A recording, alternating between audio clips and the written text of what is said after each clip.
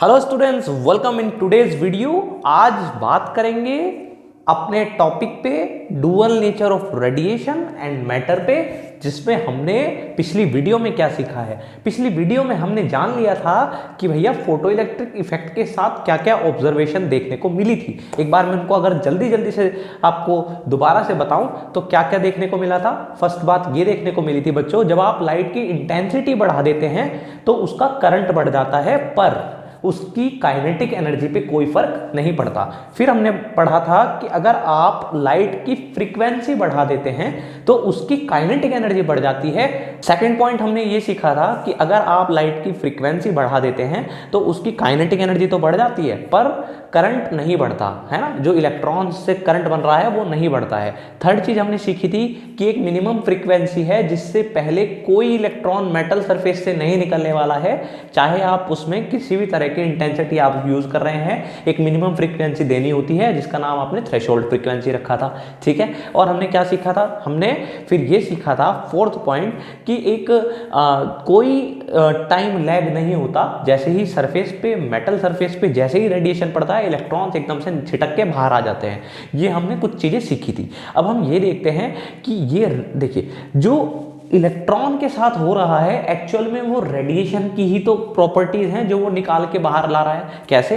Radiation पड़ा और उस रेडिएशन को देख के, उस रेडिएशन का यूज करके वो इलेक्ट्रॉन मेटल सरफेस से जो निकलता है वो बिहेव करता है। तो एक्चुअल में मैं स्टडी कर रहा हूँ उस रेडिएशन की जो इस मेटल सरफेस पे डाला गया था, उसी के अकॉर्डिंग ये इलेक्ट्रॉन बिहेव कर रहा है।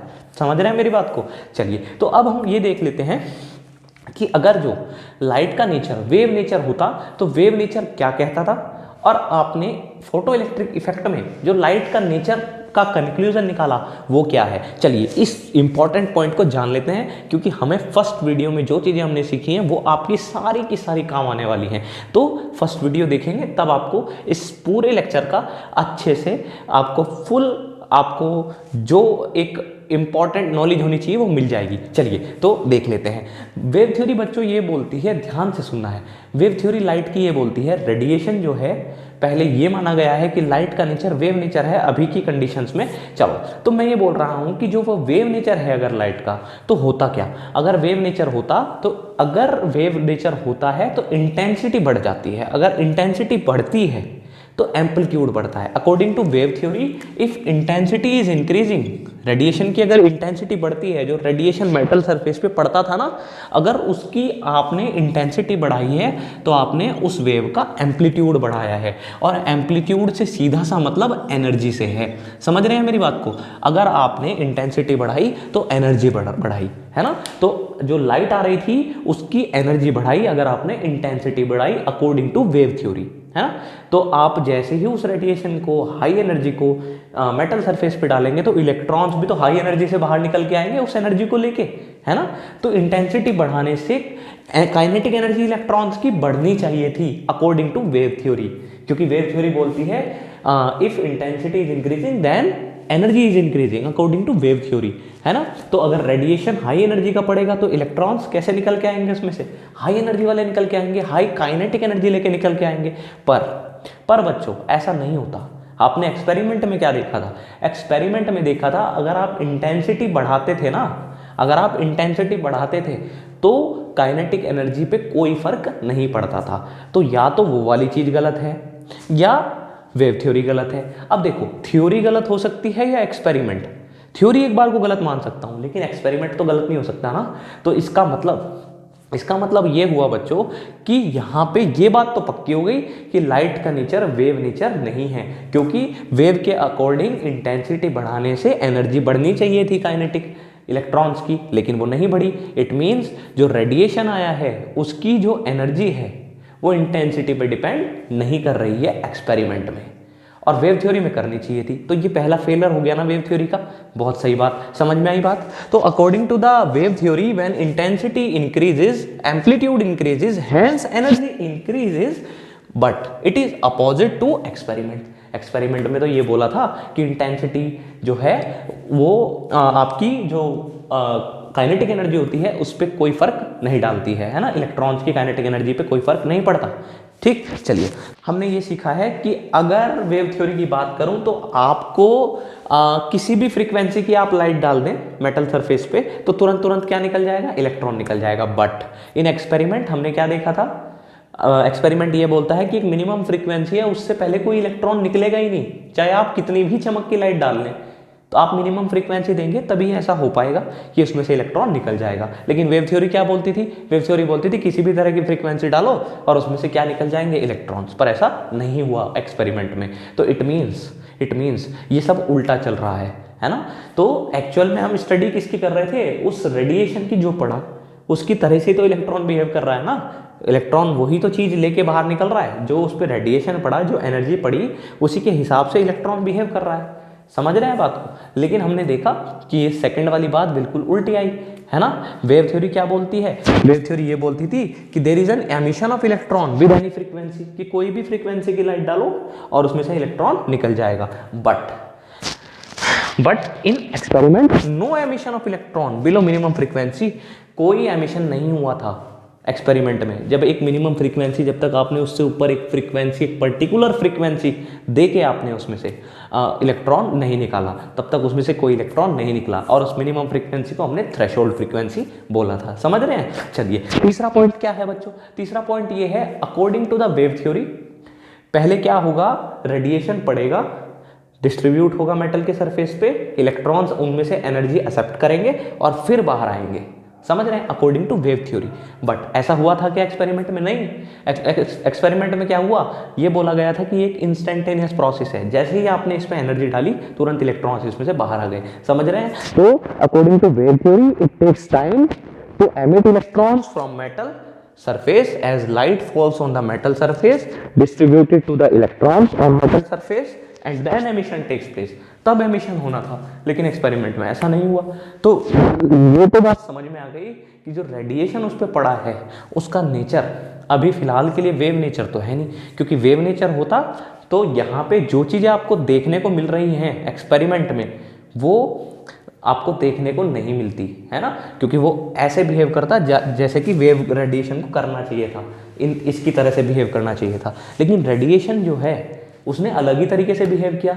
जब वो इलेक्ट्रॉन्स पे पड़ा रेडिएशन तो उसने बिल्कुल कुछ अलग तरीके से बिहेव किया जैसे। चलिए, तो इतनी बात आप समझ गए हैं। चलिए अब हम जान लेते हैं कि फिर लाइट का नेचर वेव नेचर तो है नहीं, ये तो फेलर हो गया। वेरी इंपॉर्टेंट, फेलर क्या है ना। वेव थ्योरी का एक्सपेरिमेंट में जो चीज़ें देखी गई वो बिल्कुल उल्टी थी वेव थ्योरी के अकॉर्डिंग, है ना। चलिए अब सीखेंगे कि एक्चुअल में अब लाइट का नेचर है कैसा। इसके लिए बहुत बहुत इम्पॉर्टेंट हम अब डिस्कशन करने वाले हैं, जो कि होने वाला है आइंस्टाइन फोटो इलेक्ट्रिक इक्वेशन पे। आइंस्टाइन आपको कुछ बातें बताने वाले हैं जो ये बताएंगे कि लाइट का नेचर पार्टिकल नेचर होता है, वेव नेचर तो नहीं है। तो कैसा नेचर है?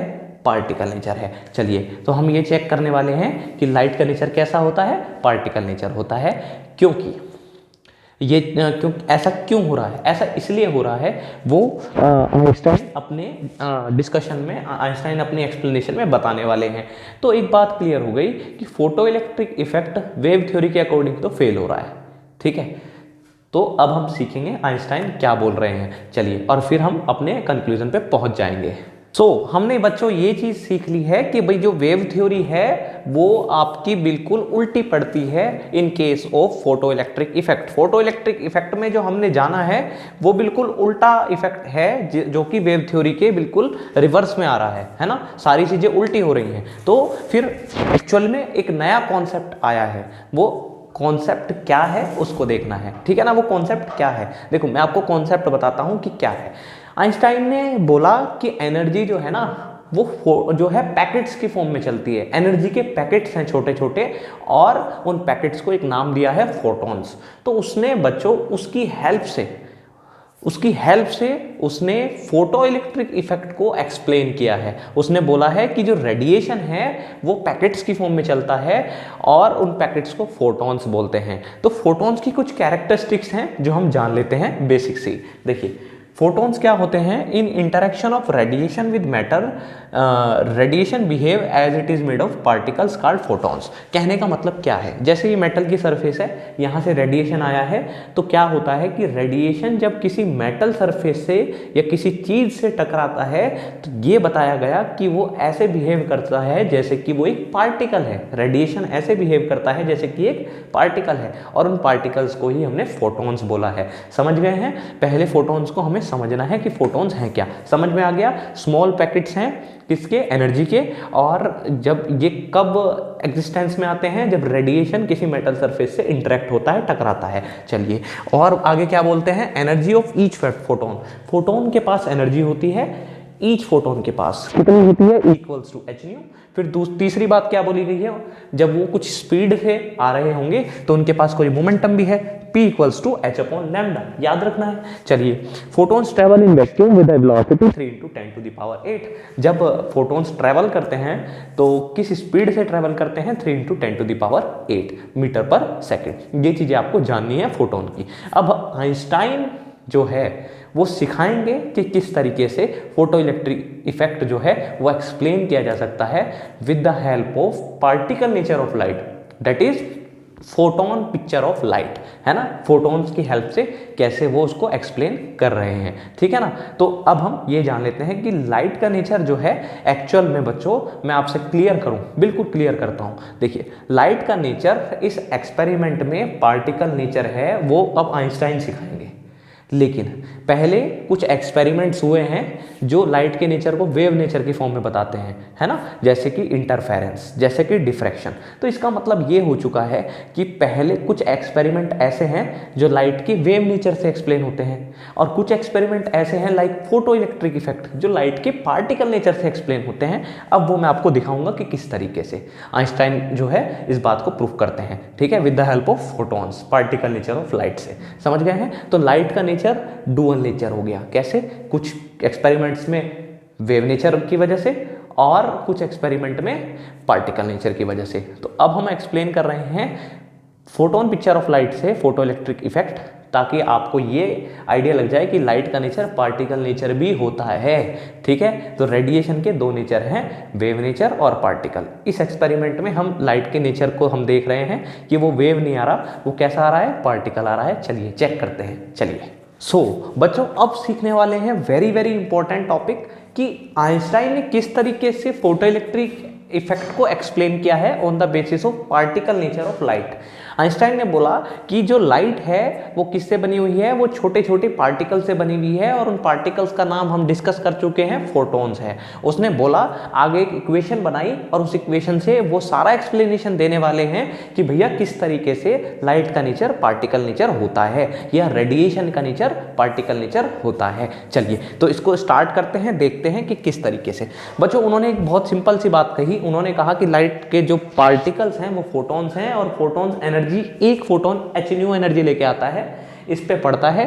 तो यहां से इसमें से इलेक्ट्रॉन को निकालने के लिए आपको पता है ना, याद है ना आपको, एक एनर्जी, एक फ्रीक्वेंसी चाहिए होती थी। फ्रीक्वेंसी याद है ना, थ्रेशोल्ड फ्रीक्वेंसी।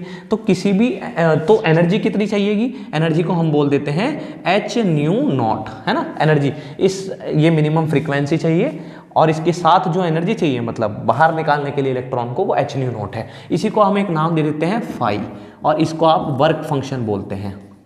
समझ रहे हैं? इसको क्या बोलते हैं? Work function. तो सीधी सी बात बोली है आइंस्टाइन ने। क्या बोला है कि जो आपने एनर्जी डाली है वो कहाँ यूज हो जाएगी? कुछ पार्ट उसका वर्क फंक्शन में यूज हो जाएगा, है ना, इलेक्ट्रॉन को निकालने में यूज हो जाएगा, और बाकी बची हुई एनर्जी इस इलेक्ट्रॉन के पास in the form of kinetic energy चल जाएगी। अब वो काइनेटिक एनर्जी लेके बाहर निकल जाएगा। समझ गए हैं? ठीक है, तो हमने क्या सीख लिया? एनर्जी पड़ी, और उसमें से कुछ एनर्जी इलेक्ट्रॉन को निकालने में यूज हो गई, और बाकी बची हुई काइनेटिक एनर्जी में यूज हो गई। समझ रहे हैं? तो एनर्जी जो आपने डाली है वो कहाँ यूज हो रही है? वर्क फंक्शन में। एनर्जी जो इसमें से इलेक्ट्रॉन को निकालने के लिए चाहिए, और जो बाकी बची हुई एनर्जी है वो उसमें किसकी फॉर्म में चली गई? इलेक्ट्रॉन को काइनेटिक एनर्जी की देने की फॉर्म में चली गई। समझ गए हैं? बहुत सिंपल सी बात हो गई। तो एनर्जी क्या होती है? h न्यू, वर्क फंक्शन वाली h new not plus kinetic energy. तो अब अगर मैं आपसे बात करूं ये इधर चला जाएगा, है कि नहीं, तो H nu minus h nu not बराबर काइनेटिक एनर्जी। ये सिंपल सा आपका फॉर्मूला बन गया। आपको पता है काइनेटिक एनर्जी जो होती है उसको आप दूसरी फॉर्म में लिख सकते हैं in terms of potential energy. हमने पहले पिछली वीडियोज में ये चीज जानी है ना। तो आप क्या लिख देंगे, काइनेटिक एनर्जी की जगह EV0, this is potential energy, बात वही है। तो आपने ये आइंस्टाइन की इक्वेशन तैयार कर ली। अब इस इक्वेशन की हेल्प से मैं आपको सिखाऊंगा कि आपने फोटो इलेक्ट्रिक इफेक्ट में जो जो आपने चीजें देखी थी वो किस तरीके से सही हैं। किसकी हेल्प से, पार्टिकल नेचर ऑफ लाइट की हेल्प से, with the help of Einstein photo electric equation, that is h nu minus h nu not equals to kinetic energy. ठीक है, ये चीज आपको समझ में आ गई। अब सीख लेते हैं आगे की बात और अपने डिस्कशन को कर देंगे फिर खत्म। चलिए तो बढ़ते हैं अपने पॉइंट की तरफ आगे। चलिए तो अब जान लेते हैं बच्चों क्या कि किस तरीके से आप एक्सप्लेन कर सकते हैं फोटो इलेक्ट्रिक इफेक्ट को on the basis of particle nature of light with the help of Einstein photo electric equation. Einstein photo electric equation इसी चीज को ध्यान में रख के बनाई गई है कि क्या कि जो लाइट है उसका नेचर कैसा है या रेडिएशन है उसका नेचर कैसा है, पार्टिकल नेचर है। चलिए तो एक एक पॉइंट पे बात कर लेते हैं। आपकी इक्वेशन ये लिखी हुई है h nu minus h nu not equals to kinetic energy. H nu वो है जो आपने रेडिएशन डाला है मेटल के सरफेस पे, एच न्यू नॉट है वो एनर्जी जो इलेक्ट्रॉन को निकालने के लिए चाहिए मेटल के सरफेस से, और जो बाकी बची हुई एनर्जी होती है वो कहाँ चली जाती है, वो एनर्जी काइनेटिक एनर्जी फॉर्म में इलेक्ट्रॉन को मिल जाती है। चलिए तो पहला पॉइंट क्या है, if frequency increases then kinetic energy also increases according to the above equation. देखिए आपने फोटो इलेक्ट्रिक इफेक्ट पढ़ा है, वहां सीखा था कि जब फ्रीक्वेंसी बढ़ती है तो काइनेटिक एनर्जी बढ़ जाती है। ये चीज आपने याद की थी वहां पे कि जब फ्रीक्वेंसी बढ़ती है, रेडिएशन की फ्रीक्वेंसी बढ़ती है बच्चों, जैसे ये मेटल का सरफेस और इस पे यहाँ पे रेडिएशन पड़ा है, इसकी फ्रीक्वेंसी आपने बढ़ाई है तो हम बोलते थे कि यहाँ से जो इलेक्ट्रॉन निकलेगा उसकी काइनेटिक एनर्जी भी बढ़ जाती है, ऐसा पढ़ा था। तो देखिए इस इक्वेशन पे चलिए, अगर आप फ्रीक्वेंसी बढ़ाएंगे, सीधी सी बात, जब आप फ्रीक्वेंसी बढ़ाएंगे तो ये वाली वैल्यू बढ़ेगी ना, ये वाली वैल्यू बढ़ेगी ना, और जब ये वाली वैल्यू बढ़ी बच्चों तो आपका जो आंसर आएगा वो भी तो बढ़ा हुआ ही आएगा, ज़्यादा आएगा। तो सीधी सी बात है, फ्रीक्वेंसी बढ़ेगी तो काइनेटिक एनर्जी भी बढ़ जाएगी। समझ रहे हैं, ये इतनी सी बात है। तो आपने इसको एक्सप्लेन कर दिया with the help of Einstein photo electric equation that is totally based on particle nature of light. समझ रहे हैं। चलिए सेकंड इक्वेशन क्या है, सेकंड जो आपका वहां पे लॉ बना है वो क्या था फोटो इलेक्ट्रिक इफेक्ट में, एक लॉ ये था उसमें कि एक मिनिमम फ्रीक्वेंसी चाहिए थी जिससे पहले कोई इलेक्ट्रॉन नहीं निकल रहा था, ऐसा ही तो था। चलिए इसका एक्सप्लेनेशन आइंस्टाइन कैसे देते हैं। चलिए आइंस्टाइन ने बोला कि अगर मैं आपसे बोलूं, देखिए ये वो फ्रीक्वेंसी जो आपने इस पर डाली है, म्यू नॉट वो फ्रीक्वेंसी है जो इसमें से इलेक्ट्रॉन को निकालने के लिए चाहिए थी। तो मैं ये बोल रहा हूं कि ये वाली वैल्यू, अगर जो ये वाली वैल्यू बच्चों ये कम है, ये मान लो ये 5 है, समझ रहे हैं, और ये है 3 है ना, आपने 5 डाली और इसमें से इलेक्ट्रॉन निकालने के लिए कितनी चाहिए थी 3, तो आप देख रहे हैं इक्वेशन में ये 5 है ये 3 है, तो आंसर पॉजिटिव आएगा। तो यहाँ तक तो कोई दिक्कत नहीं है। आपने ज़्यादा फ्रीक्वेंसी की रेडिएशन डाली तो कोई दिक्कत नहीं आई। लेकिन अगर आपने, मैं आपसे बोल दूं कि यहाँ पे तो आपने 3 वाली डाली है, कौन सी डाली है 3 वाली, और जो यहाँ नीड थी जिसकी इलेक्ट्रॉन निकालने के लिए वो 5 थी, ये वाली आपने 3 डाली है और ये वाली 5 है। समझो, ये वाली आपने जो इंसिडेंट करी है वो 3 है, जो इलेक्ट्रॉन को निकालने के लिए चाहिए थी मेटल सरफेस से वो 5 है, तो काइनेटिक एनर्जी निगेटिव हो जाएगी, है ना, काइनेटिक एनर्जी निगेटिव हो जाएगी। लेकिन ध्यान से सुनिए, काइनेटिक एनर्जी आज तक कभी निगेटिव नहीं हुई, आज तक नहीं हुई। क्यों? क्योंकि काइनेटिक एनर्जी का फॉर्मूला ना 1/2 mv² होता है, और v चाहे निगेटिव हो चाहे पॉजिटिव हो, जब उसका स्क्वायर है तो वो तो पॉजिटिव ही बन जाएगा। समझ रहे हैं, ये चीज मैं बताना चाह रहा हूं। तो इट मींस, इसका मतलब ये हुआ काइनेटिक एनर्जी कभी निगेटिव नहीं हो सकती। तो ऐसा पॉसिबल नहीं है कि आप कम रेडिएशन की लाइट इस पे डालें, कम फ्रीक्वेंसी के रेडिएशन की लाइट डालें और यहाँ जो चाहिए थी वो ज़्यादा थी तो यहाँ पे एनर्जी निगेटिव हो जाएगी, ऐसा पॉसिबल ही नहीं है। तो इट मीन्स ये कंडीशन पॉसिबल ही नहीं है कि आप इस सरफेस से इलेक्ट्रॉन को इजेक्ट कर पाएं अगर आपने इंसिडेंट रेडिएशन की फ्रीक्वेंसी ज़्यादा नहीं रखी है, किससे, थ्रेशोल्ड वाली से। और यही रूल है कि there is a minimum frequency below which no emission of electrons takes place. जब तक ये कम रहेगी इंसिडेंट वाली और जो चाहिए थी वो ज़्यादा थी तो कोई इलेक्ट्रॉन नहीं निकलेगा, क्योंकि ये इक्वेशन गलत हो जाती है। क्यों? क्योंकि kinetic energy can never be negative. तो उससे ऊपर ऊपर की ही फ्रीक्वेंसी चाहिए होती है। तो जो आप फ्रीक्वेंसी डालेंगे वो हमेशा ज़्यादा होनी चाहिए, किससे? थ्रेशोल्ड फ्रीक्वेंसी जो यहाँ पे चाहिए। समझ रहे हैं? तो मिनिमम फ्रीक्वेंसी की जरूरत होती है। तो सेकंड पॉइंट यही एक्सप्लेन करता है, kinetic energy will be negative which is not possible. अगर आपने जो रेडिएशन डाला है वो कम रह गया, ये कम रह गया और चाहिए था ज़्यादा, तो कम में से ज़्यादा माइनस करेंगे तो आंसर निगेटिव आएगा। पर kinetic energy can never be negative, तो ये कभी पॉसिबल नहीं है। इसलिए एक मिनिमम फ्रीक्वेंसी चाहिए और उससे आपको ज़्यादा की ही फ्रीक्वेंसी देनी है ताकि उसमें से इलेक्ट्रॉन को निकाल सकें। समझ गए हैं? ये चीज़ समझनी है, बार बार इस चीज़ को समझना है, देखना है, अच्छे से क्लियर हो जाएगा। ठीक है, चलिए अब आगे बढ़ते हैं बच्चों। क्या है तीसरा पॉइंट? तीसरा पॉइंट क्या है कि आपको ये सिखाया जाता था कि इंटेंसिटी बढ़ाने से करंट बढ़ता था। ये फोटो इलेक्ट्रिक इफेक्ट में आती थी ये बात एक्सपेरिमेंट में। तो इसका एक्सप्लेनेशन कैसे दिया आइंस्टाइन ने? आइंस्टाइन ने बोला कि इंटेंसिटी बढ़ने का मतलब, इंटेंसिटी बढ़ाने का मतलब, यहाँ से जो लाइट डाली है उसकी इंटेंसिटी बढ़ाने का क्या मतलब है? उसका मतलब है आपने ज़्यादा से ज़्यादा फोटोन स्ट्राइक कराए हैं इससे एक यूनिट एरिया में। समझ रहे हैं? एक यूनिट एरिया में जितने ज़्यादा फोटोन्स आप स्ट्राइक कराएंगे, ठीक है, स्ट्राइक कराएंगे मेटल सरफेस से, उतने ज़्यादा इलेक्ट्रॉन्स उसके अंदर जो हैं उनसे टकराएंगे फोटॉन्स और उतने ही ज़्यादा इलेक्ट्रॉन्स बाहर आएंगे। तो जब इलेक्ट्रॉन ज़्यादा बाहर आएंगे तो करंट कैसा होगा? ज़्यादा होगा ना। तो यही तो होता है जब आप इंटेंसिटी बढ़ाते थे और करंट बढ़ जाता था। क्यों? क्योंकि larger number of photons are coming. Intensity increasing means larger number of photons are coming and strike on the metal surface with more number of electrons and large amount of electrons will come out. This increases the current in the circuit. आपके circuit में current को बढ़ा देगा। तो यही आपका explanation है तीसरा, कि इंटेंसिटी इंक्रीज करने का मतलब मोर नंबर ऑफ फोटॉन्स स्ट्राइक करेंगे एक यूनिट एरिया में and more electrons will emit from the metal surface. चलिए हमने तीसरा एक्सप्लेनेशन भी जान लिया। अब फोर्थ एक्सप्लेनेशन आप जानते ही हैं। क्या है फोर्थ एक्सप्लेनेशन? जल्दी से बताइए। फोर्थ एक्सप्लेनेशन बोलता है क्या कि आपके पास ये एक इंस्टेंटेनियस प्रोसेस है। इंस्टेंटेनियस प्रोसेस है क्यों? तो since light consist of particle nature, since light consist of particle nature, so it strike the metal surface and eject the electron. एकदम से इलेक्ट्रॉन को निकाल देगी। पार्टिकल नेचर है, टकराया निकल गया इलेक्ट्रॉन। वेव नेचर होता पहले फैलती लाइट, एब्जॉर्ब होती एनर्जी, फिर इलेक्ट्रॉन आता बाहर।